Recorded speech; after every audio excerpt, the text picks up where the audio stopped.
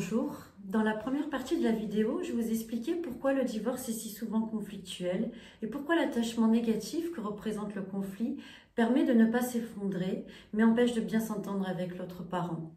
Je suis Myriam Hoth, psychologue. Je vais vous raconter dans cette deuxième vidéo l'histoire d'un patient nommé Alexandre pour comprendre comment la séparation déclenche une crise d'identité avant de laisser la possibilité de bien s'entendre. Alexandre consulte parce qu'il est perdu depuis qu'il est séparé de la mère de ses enfants.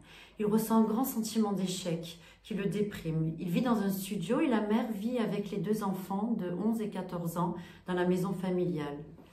Alexandre est encore attaché à sa femme et à sa vie de famille. Il subit cette séparation radicale après 15 ans de vie commune.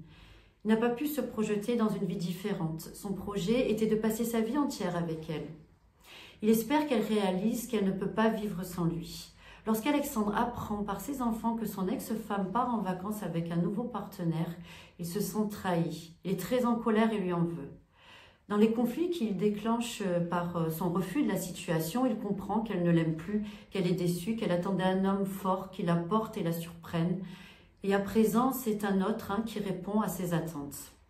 En fait, du côté de son ex-femme, l'idéal de complétude tient au-delà de la séparation. Il est simplement déplacé sur le nouveau partenaire.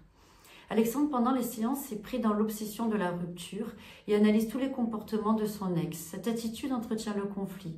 Son ex-femme est surinvestie, il ne parle que d'elle. La séparation peut se penser quand il commence à exprimer sa colère de ne pas avoir pu sauver le couple, son chagrin d'avoir perdu l'être aimé, son espoir pendant la relation de satisfaire les attentes de l'être aimé et d'avoir en retour son amour et sa reconnaissance. Puis il prend progressivement de la distance sur ses émotions, ne se perd plus dans le conflit qui le tenait au couple. Il peut raconter son histoire de 15 ans, de l'amour au désamour. Il n'est plus focalisé sur le moment de la rupture. Il se concentre sur les week-ends passés avec ses enfants. Ils ont été un temps oubliés pendant le conflit. Conflit qui a aussi gelé la communication sur l'éducation des enfants. Il trouve un nouveau rythme de vie qui le rend disponible au plaisir d'être avec ses deux fils. Il aime partager les repas dans une ambiance qu'il crée. Il se met à la cuisine et fait le marché avec ses enfants pour déguster les choses qu'ils aiment tous. Petit à petit, il fait des nouveaux choix de vie, comme retrouver deux anciens amis avec lesquels il partage la passion de la montagne. Et ensemble, ils passent des soirées à refaire le monde. Il décide de reconquérir sa vie d'homme en écoutant son attirance pour deux de ses collègues de travail. Il ne sait pas encore ce qu'il veut parce qu'il a perdu ses illusions et il a besoin de nouvelles expériences pour trouver ses désirs d'homme. Depuis qu'il a investi d'autres choses dans sa vie, il a retrouvé l'entente avec son ex-femme. Il a lâché ses attentes. Pour lui, son ex-femme fait partie de sa famille. Il a aussi besoin de s'accorder avec elle sur l'éducation des enfants, d'autant que l'aîné entre dans sa crise d'adolescence.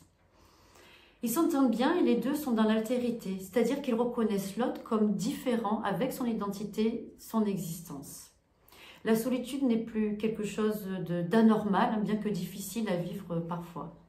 Comme Alexandre, bien s'entendre avec l'autre parent, c'est supporter que celui-ci soit absent physiquement et psychiquement. L'attachement négatif par le conflit crée des émotions qui nous font perdre notre identité. Se séparer, c'est apprendre à vivre avec soi à travers des nouveaux choix de vie et exister en son nom. Je vous remercie de votre attention. À bientôt.